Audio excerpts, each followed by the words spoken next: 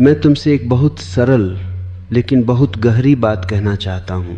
सरल इसलिए कि ये हर क्षण तुम्हारे साथ घट रही है, और गहरी इसलिए कि तुमने इसे कभी ठीक से देखा नहीं। तुम ये सोचते हो कि जीवन बाहर से बनता है, पर मैं तुमसे कहता हूँ जीवन भीतर से जन्म लेता है। तुम क्या बनोगे यह तुम्हारे भाग्य से तय नहीं होता, यह तुम्हारी परिस्थितियों से भी तय नहीं होता, ये यहाँ तक कि तुम्हारे कर्मों से भी पहले तुम्हारी सोच से तय होता है। सोच बीज है और जीवन उसका वृक्ष, लेकिन तुम उल्टा जी रहे हो। तुम वृक्ष को बदलना चाहते हो, पत्तियां तोड़ते हो, शाखाएं काटते हो, फल बदलना चाहते हो, पर बीज को छूते भी नहीं। मैंने लाखों लोगों को देखा है, सब यही कहते हैं मेरी हालत ऐसी है इसलिए मेरी सोच ऐसी है। मैं तुमसे कहता हूँ तुम्हारी सोच ऐसी है इसलिए तुम्हारी हालत ऐसी है। गरीब सोचो तो अमीरी भी तुम्हें गुलाम ही बनाएगी, डर से सोचो तो साहस भी कांपता हुआ आएगा, और प्रेम से सोचो तो दुख भी तुम्हें तोड़ नहीं पाएगा। तुम्हारी सोच सिर्फ विचार नहीं है, सोच एक दृष्टि है। तुम जीवन को किस आंख से देखते हो, वही आंख तुम्हारा भविष्य रचती है। एक आदमी मेरे पास आया, उसने कहा मैं असफल हूं। मैंने उससे पूछा तुम असफल हो या तुम असफलता की सोच में जी रहे हो?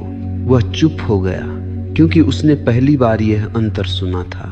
असल में असफलता बाहर नहीं होती, असफलता पहले भीतर जन्म लेती है और फिर बाहर फैल जाती है। तुम अगर भीतर ही मान लो कि मैं कुछ नहीं हूं, मैं कुछ नहीं कर सकता, तो जीवन भी तुम्हें वही लौट आएगा।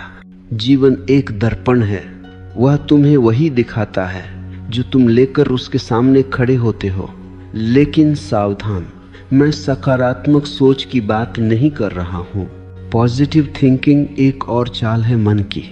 मैं चेतना की बात कर रहा हूँ। सोच अगर मजबूरी है तो वह तुम्हें बांध देगी। सोच अगर जागरूक है तो वह तुम्हें मुक्त कर देगी।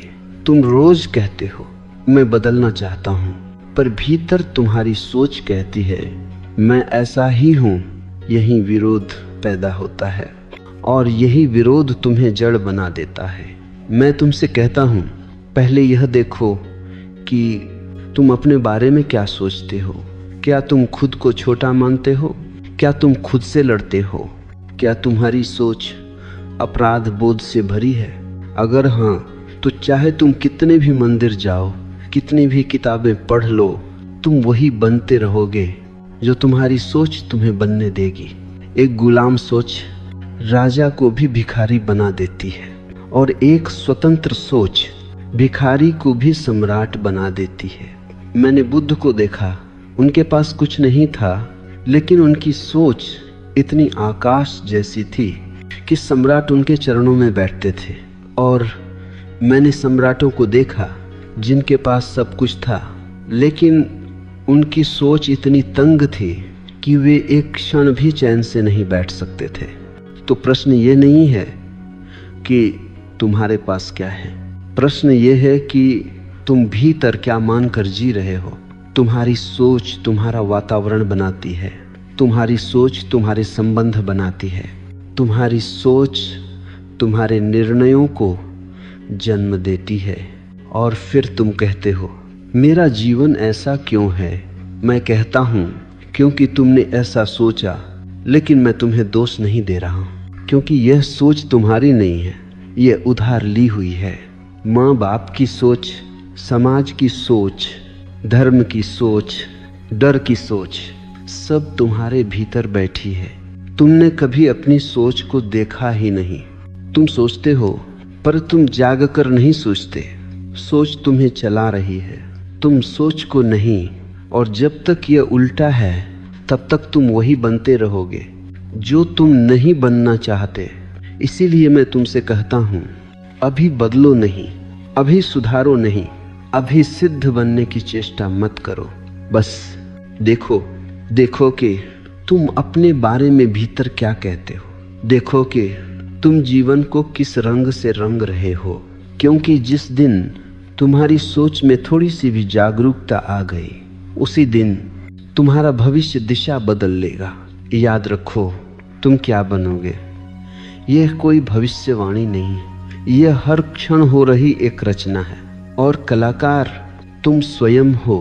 मैंने तुमसे कहा था, सोच को बदलो मत, पहले देखो, क्योंकि जो देखा नहीं गया वह बदला नहीं जा सकता, और जो जबरन बदला गया वह भीतर ही भीतर और गहरा बैठ जाता है।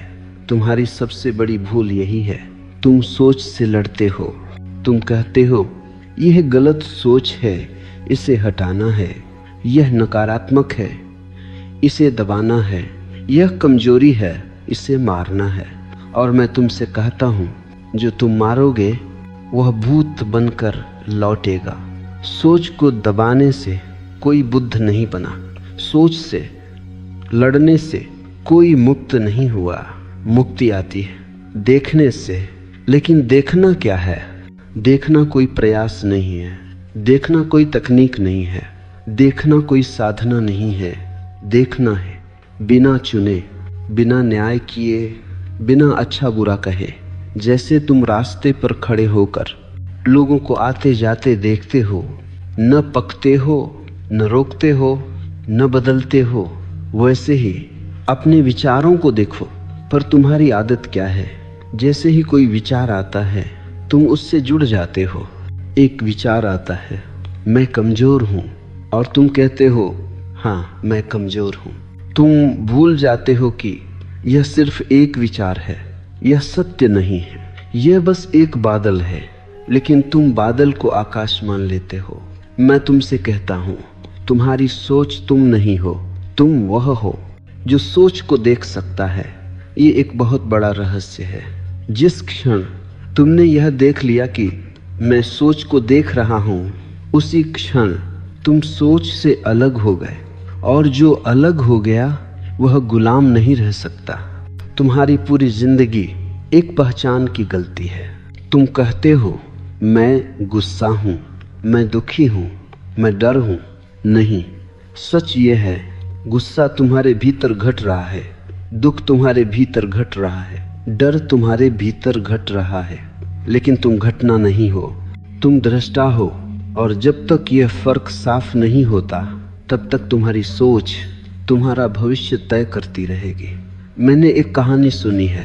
एक आदमी नदी के किनारे बैठा है, नदी में लकड़ियां बह रही हैं। वह एक लकड़ी पकड़ लेता है और कहता है मैं बह रहा हूँ। वह भूल जाता है कि वह किनारे बैठा है, बह तो लकड़ी रही है। तुम वही आदमी हो। तुम एक विचार पकड़ लेते हो और कहते हो मैं ऐसा हूँ। नहीं, तुम ऐसा नहीं हो। तुमने ऐसा सोच लिया है, और सोच की आदत इतनी पुरानी है कि वह तुम्हें सच लगने लगती है।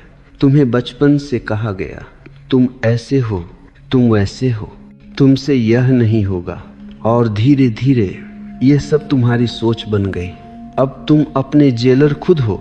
लेकिन मैं तुम्हें एक खुशखबरी देता हूँ, जेल असली नहीं है, दीवारें विचारों की हैं, और विचार देखते ही गिरने लगते हैं।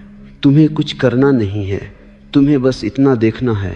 जब तुम कहते हो मैं असफल हूँ, तो पूछो ये विचार आया कहाँ से? क्या यह अभी इस क्षण सत्य है, या यह स्मृति है, या यह डर है, या यह तुलना है? अक्सर तुम्हारी सोच वर्तमान से नहीं आती, वह या तो अतीत से आती है या भविष्य से। अतीत कहता है पहले ऐसा हुआ था, फिर होगा। भविष्य कहता है अगर ऐसा हुआ तो, और तुम इन दोनों के बीच जीवन खो देते हो। मैं तुमसे कहता हूँ वर्तमान में कोई सोच नहीं होती, वर्तमान में सिर्फ चेतना होती है। सोच या तो बीते हुए का बोझ है या आने वाले का डर, और जो वर्तमान में जीता है उसकी सोच धीरे धीरे शांत होने लगती है। ध्यान रखो, मैं सोच को खत्म करने की बात नहीं कर रहा। सोच अपने आप शांत होती है। ऐ जब उसे देखा जाता है, जैसे कमरे में अंधेरा लाया नहीं जाता, वह सिर्फ रोशनी की अनुपस्थिति है, वैसे ही नकारात्मक सोच चेतना की अनुपस्थिति है। जैसे ही थोड़ी सी जागरूकता आई, सोच का अंधेरा अपने आप कम होने लगता है और तब एक अद्भुत बात घटती है। तुम्हारी सोच तुम्हें नहीं चलाती, तुम सोच का उपयोग करते हो। तब सोच तुम्हारा मालिक नहीं रहती, वह तुम्हारा औजार बन जाती है।